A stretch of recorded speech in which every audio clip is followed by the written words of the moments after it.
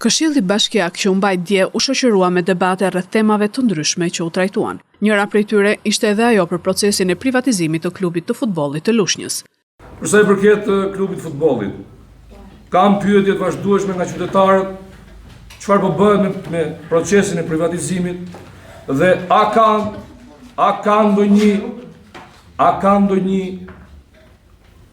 analizë për sa i përket situatës në të cilën ndodhet Lushnja sot, sepse realisht besoj e keni parë nuk është se e kam sa për fasadë. Unë jam një sportdashës që e kam ndjekur dhe e ndjek Lushnjën. Nuk e fuz veten te specialistët si shumë tjerë, por jam një sportdashës që ndjek.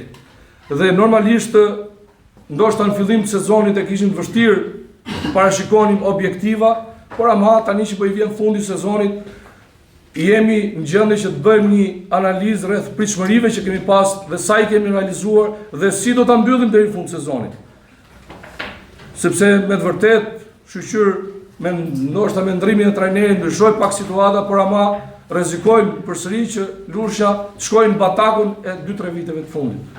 1 prilli ishte data e fundit për pranimin e ofertave për privatizimin, por deri tani nuk ka asnjë të interesuar, tha kryetaria Sefa. Deri tani nuk ka pasur asnjë të interesuar që të mund të blejë aksionet e klubit të futbollit.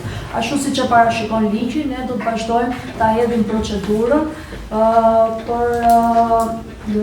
për privatizimin e saj dhe të shpresojmë që mbase ka të interesuar, sepse ashtu si ju dhe unë do doja që kishte një president ai klub që mund të përgjigjej ekonomikisht për ta ngritur në nivelet që duan qytetarët e Lushnjës.